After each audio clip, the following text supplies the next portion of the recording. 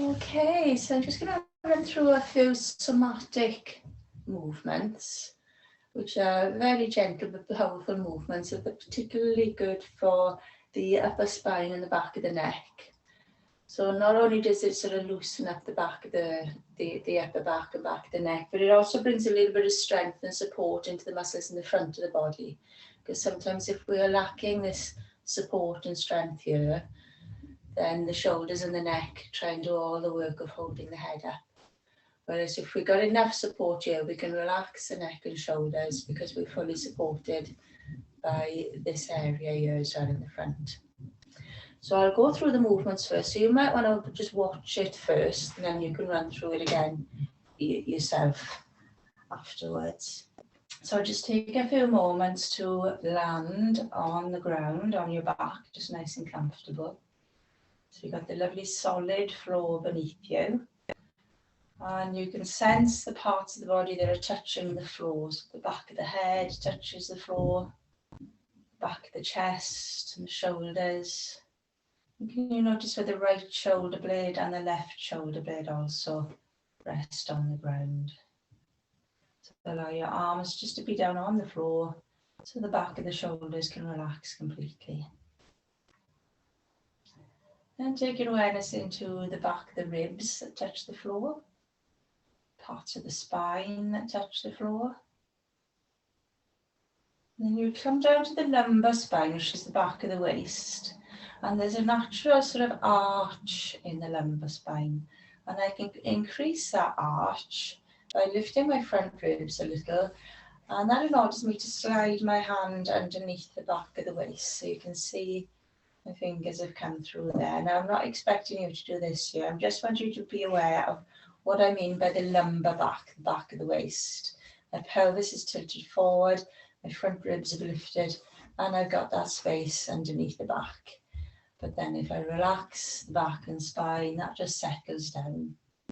But I'm just aware of that space, the lumbar back.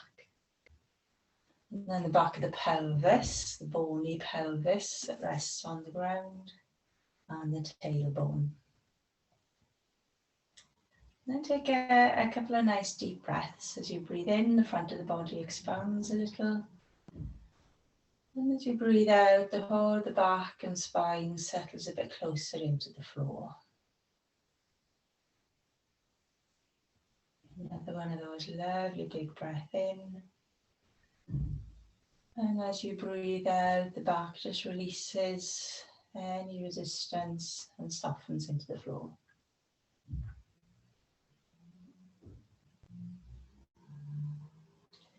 Then you're going to gently turn the head from side to side. So just nice and lazy, nice and gentle. So you're not actually lifting the head off the floor. You're just turning the head as if one ear is kind of listening to the floor on one side. And then you roll the head and the other ear listens to the floor on the other side. So you're not trying to get anywhere, you're not forcing or straining. Just a gentle sort of massage across the back of the skull. A little ease out for the back of the neck. And relax the back of the shoulders completely down into the floor. So you're just sensing a little bit of space down the long side of the neck, from the ear, neck into the shoulder. And slow it down even more. Drop into the back of the shoulders. And don't worry if one side of the neck is a little bit tighter than the other. Maybe you don't get so much movement in one side or the other. This is just about noticing and exploring and feeling and sensing what's going on there in the head and the neck.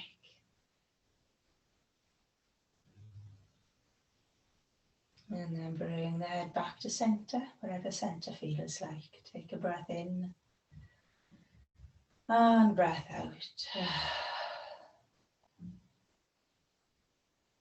Then let the arms float up off the floor. So the arms are vertical, fingers point to the ceiling, but let the back of the shoulders still be dropped down into the ground. So you can let the back of the shoulders just rest and be supported by the floor. neck is comfortable. Then I'd like you to reach your right hand up to the ceiling a bit more. So the back of the right shoulder just lifts a little off the ground, and then take the back of the shoulder back to the ground. Same with the left hand, so you're reaching up a little bit higher, and then back down. And just continue that nice and gentle. So you're noticing how much of the back of the shoulder and the shoulder blade actually comes up off the floor. How much space do you have between the back of the shoulder and the floor? And notice how it rests back down again. So keep it comfortable, keep the jaws relaxed. And try not to sort of rip the arm bone out of the shoulder socket. Keep the arm bone in the shoulder socket and let the lift come from the back of the shoulder. And for me, my head sort of turns out of the way as well, just to allow that lift. But whatever happens with your head is fine. Your head might remain still. For some people, the head likes to turn to the shoulder that is lifting, so you can explore that. What feels comfortable, you might turn to the shoulder that's lifting, or you might turn away from the shoulder that's lifting. Maybe explore a couple of times and see the difference. Yeah, so there's no right or wrong here, you're just getting a bit of movement. There's no wrong movement, just exploring. Lovely. And then come back to center. Then let your arms float overhead and behind you on the floor. Now, if you need to take your arms a bit wider, if there's tightness in the shoulder, sometimes taking the arms a bit wider is okay. Again, just relax the neck, shoulders. And take a few breaths, and I'd like you to really breathe into your ribs. So keep the belly relatively still. And breathe into the ribs. So I like to call the ribs the rib basket. Rib cage seems very restrictive and rigid, but the ribs need to be elastic and expandable. So as you breathe in, your ribs expand to make room for your lungs to fill up. And as you breathe out, your ribs kind of shrink back into the spine. And see if you can breathe into the back of the ribs, the sides of the ribs, as well as the front of the ribs. Because the ribs connect to the spine at the back, and they kind of wrap around the sides into the front. So you're finding your rib basket expanding, back, sides, front as you breathe in, and shrinking as you breathe out.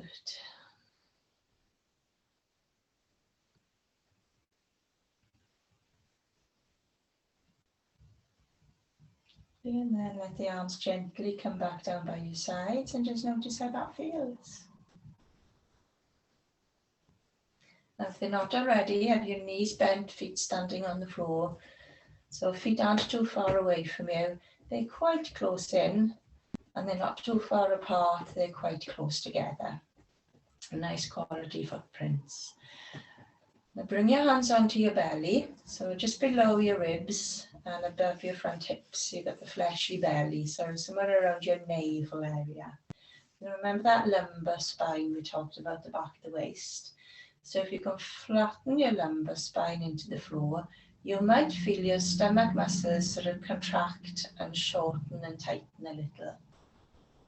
And then relax the lumbar spine away from the floor. Do that again. So you're pressing the lumbar spine into the floor. Feel the stomach muscles shorten and contract. Maybe your tailbone is lifted up off the floor a little. The pelvis is rolled back. You're flattening the lumbar spine. Tailbone is curled up. And then gently relax and release. Keep the neck comfortable. Let's do that one more time. So as you flatten out the lumbar spine at the back of the waist, notice how the stomach muscles strengthen and contract. The pelvis is tilted back. The tailbone is curled up a little. Keep the neck comfortable. And then as you relax, the belly, the lumbar spine just comes back to neutral, and the pelvis releases as well. I'd like you to go the opposite way, so just very gently, if you let your front ribs sort of puff forward and lift a little, you will sense that space at the lumbar back. Don't go too far. The pelvis is tilted forward, your tailbone is dropping down, and then gently release back to neutral. Now flattening the lumbar spine, tailbone curls up, front ribs and belly sort of contract, and then back to neutral. And tip the pelvis forward, lumbar spine arches, your front ribs lift a little. Maybe you can feel your breastbone lifting a little bit towards the chin. And then release back to neutral. Lumbar spine flattens, front of the body shortens, tailbone curls up, and back to neutral. So make sure you come back to neutral. We'll keep that going nice and gently into a little arch. Back to neutral.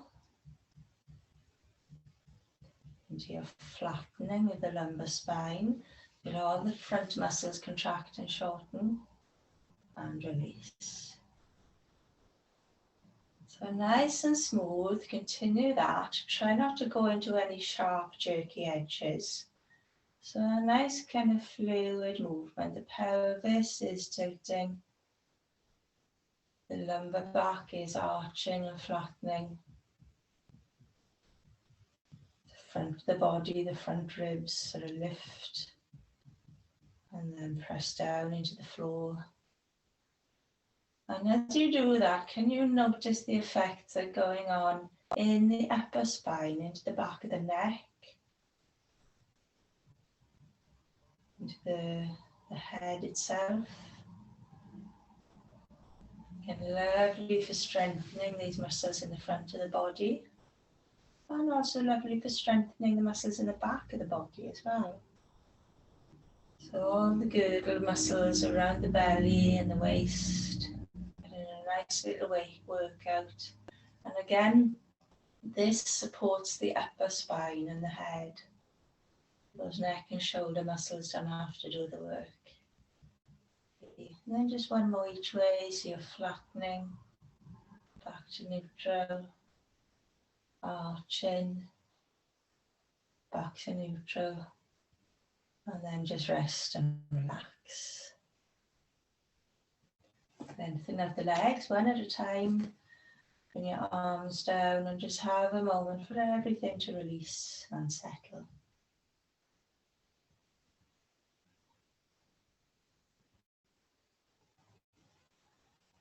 I'm going to roll over onto the front. So again, you might just want to watch me as I do this. And then you can have a little go of your own. So you can always press pause and have a little try of your own. So laying on the front, snuggle the front of the hips into the floor. Rest your head down, so you're turning your head to one side, so the face of the cheek is on the floor, and the arms are into this cactus position, so the elbows are bent out about shoulder level, and the fingertips are pointing forward. Just get nice and comfortable, and just take a couple of breaths here, and again feel your bones settling from the front, from the back of the body into the floor. The face, the chest, front ribs, the belly, front of the hips, thighs. I'd like you to gently start to lift the head just enough so you can turn the face to look at the floor. Now keep the neck and shoulders comfortable. If you need to adjust where your elbows are, that's fine. And as you lift the head, you might notice that the muscles in the back of the body are working to support the head. Now make sure you don't jut your chin out like that, because that just strains the neck. The back of the neck is long, the chin is tucked towards the chest, and you're just looking to the floor. Then you slowly and gently turn the head the opposite way. Bring that side of the face down and relax. So it's really important now that you let all those muscles relax. And when you're happy, those muscles are relaxed, you can do the same on the other side. So you slowly and gently lift the head, turn the face to look to the floor. Now relax the neck and shoulders. And you notice how those back muscles are just gently working to lift the head. But you're keeping the back of the neck long. Don't be tempted to bend the back of the neck. And slow as you like, turn the head the opposite way. Bring the cheek down and let all the muscles in the back relax.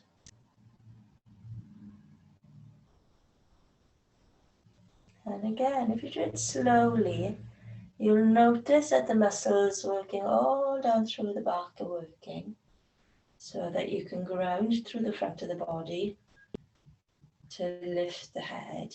Again, check your neck and shoulders are free. Hold that there for a moment. And then as you slowly turn, rest the cheek down. So resting is really important. Let all those muscles relax, the neck, the back, the spine.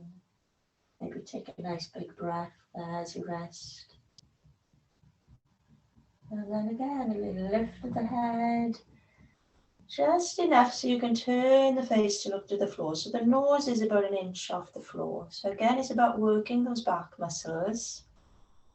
Neck and shoulders comfortable. What often happens is the neck and shoulders want to do all the work, because that's what they're used to doing, but we're training the other back muscles to work so the neck can release. And turn the head the opposite way, bring the face down, relax and release. That one more time each side. You lift the head, nose just 1 inch off the floor, check the neck is comfortable, shoulders are relaxed. So the work is going down in the mid and lower back. And then turn the face and rest. Have the breath there, a resting breath. And the last one. Be a breath in the lift. Keep your neck free, shoulders free. And as you turn the head the opposite way, rest that cheek down and rest completely. Have a couple of resting breaths there.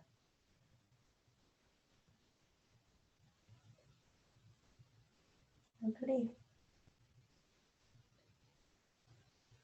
And now you can come up any way you want to. If you want to roll over onto your back and have a few moments on your back, you can. Or maybe you can bring your hands onto the floor and push yourself up. If you want to, you can sit back on your bottom and have a little stretch out of your back. So either this or roll onto your back. Let your back and spine have a few moments before you get up and get on with the rest of the day. Lovely. Take your time, no rush at all.